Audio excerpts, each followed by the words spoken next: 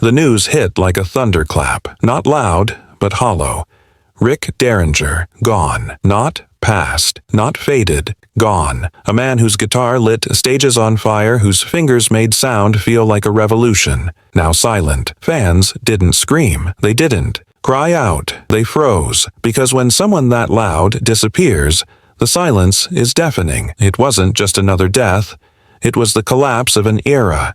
The last echo of a rebel who once dared to make America feel. And in that heavy stillness, in that breathless moment, music stood still. You know the name.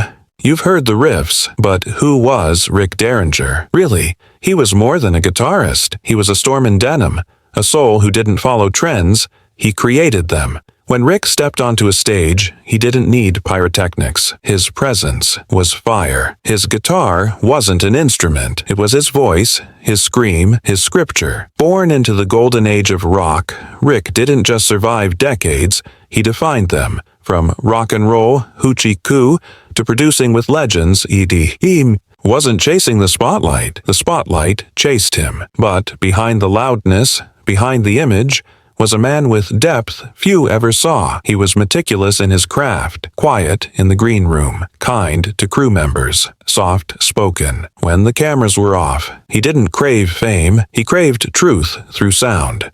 Rick once said, "If the strings aren't bleeding, the truth isn't out yet." And that was Rick, a truth teller, a fire starter, a soul who could carve lightning into melody. Fame shows us what the world wants to see, but the true man lived in the shadows between the spotlights. There was a night, backstage at a small-town venue, a nervous young band was opening for Rick, shaking hands, forgotten lyrics, heart pounding. Rick noticed. He walked over. No entourage, no ego, just Rick. He handed the young guitarist a pick from his own pocket and said, "Just bleed on the strings. The rest will come." That moment changed that boy's life. He would go on to tour, record, and eventually inspire others. And Rick, he never mentioned it again. Didn't brag, didn't boast, because for him, lifting someone up was just part of the gig. He wasn't just a star, he was a constellation, guiding quietly even when no one was looking. The final days didn't come with fanfare. They came slowly, softly, like the fading ring of a final chord. Close friends noticed the difference first. He wasn't texting back, wasn't jamming. The studio lights stayed off. The world outside moved on. But those who loved him, they felt something shift. No cameras caught it, no headlines screamed it, but music, real music, felt it. His guitar sat on its stand for days. His favorite leather strap still hooked, waiting for him to return. But he didn't. And when the call came, that Rick Derringer had left this world, the silence that followed wasn't quiet, it was crushing.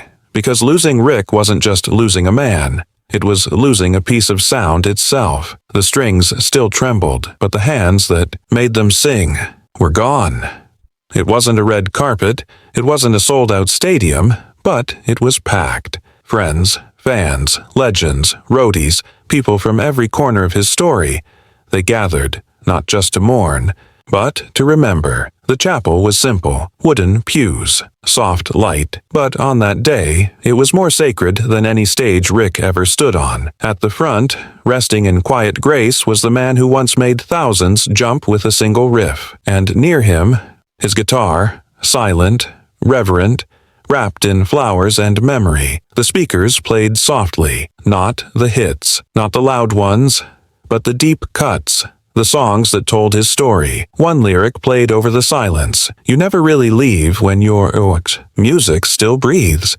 Then the tributes began. A fellow artist approached the podium, voice cracking. Rick didn't play guitar, he spoke it, he loved it, and he gave us pieces of himself. Every show, every note, every time. His daughter shared a story about falling asleep to the hum of his amp. His old drummer laughed through tears, remembering a prank they pulled on tour. Even his tour manager, stone-faced for decades, wiped his eyes. Then came the final moment. The lights dimmed. A single guitar played live. A slow, mournful version of rock and roll Hoochie Koo, No vocals, just strings, just Rick, one last time.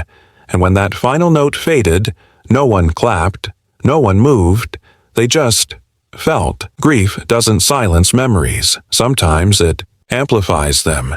And in between the tears, there were chuckles, small waves of laughter rippling through the sorrow. Someone remembered that infamous gig. Rick walked on stage, ready to tear the roof off, but forgot to plug in his amp. The crowd waited. He froze. And then he laughed. Loud, full, and fearless. The audience followed. He plugged in, tore into the first riff like thunder, and turned a mistake into a moment of magic. That was Rick. He didn't just play through imperfections. He owned them. He taught the world something rare. You don't stop the show when things go wrong. You make it part of the performance. Even now, the echoes of that laugh linger. In dressing rooms, in dive bars, in the broken chords we strum when no one's watching. The tributes didn't stop at the chapel doors. They came from stages, studios, late-night sets, and bedroom walls. Eric Clapton posted one line. He made his guitar bleed like a heartbeat, Joan Jett whispered in an interview. Rick Derringer didn't play rock. He was rock. Ozzy Osbourne, eyes heavy, simply said, "Another one of the real ones gone." But it wasn't just icons. It was fans, strangers, people Rick had never met, but who swore they knew him through his music. A fan wrote, "Rick raised me, not with rules, but with riffs, not with speeches, but with sound." One radio host said, "He gave voice to the parts of us we couldn't explain." And that's what made Rick different. He wasn't just heard, he was felt. He broke barriers without shouting. He made rebellion feel like poetry, and he taught us that even in noise, there's soul. Time will pass, the chords will fade, the posters will yellow, the magazines will forget, but Rick Derringer? His echo will remain, because legacy isn't made in headlines. It's made in moments. In the boy who picks up a guitar because he heard Hoochie Koo on his dad's old stereo. In the artist who refuses to sell out because Rick never did in New Winterjugend. The teenager who plays a solo in their garage, eyes closed, feeling every single note. Rick taught us how to make sound mean something. He showed us that a guitar isn't just wood and wire. It's a weapon, a prayer, a rebellion he left behind. No empire, just something far greater, a blueprint for what real music is. Not trendy, not manufactured, real. And that blueprint lives on, in old records, in street musicians, in the silence before a concert starts, where the air feels electric, like something's about to explode. That's Rick, still here, still waiting in the wings, still echoing through time. Because true legends don't vanish, they just change frequency.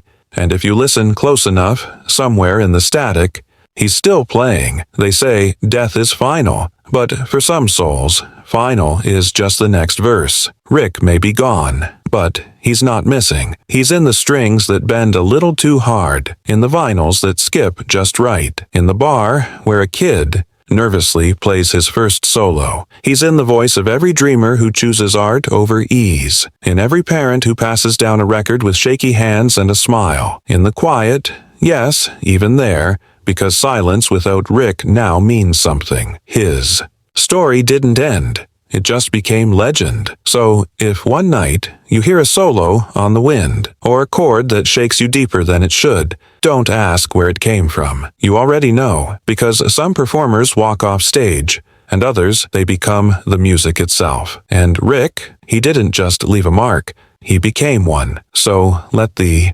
speakers crackle, let the amps hum, let the memories scream through every note. Because Rick Derringer may have played his final show, but the encore, it's forever.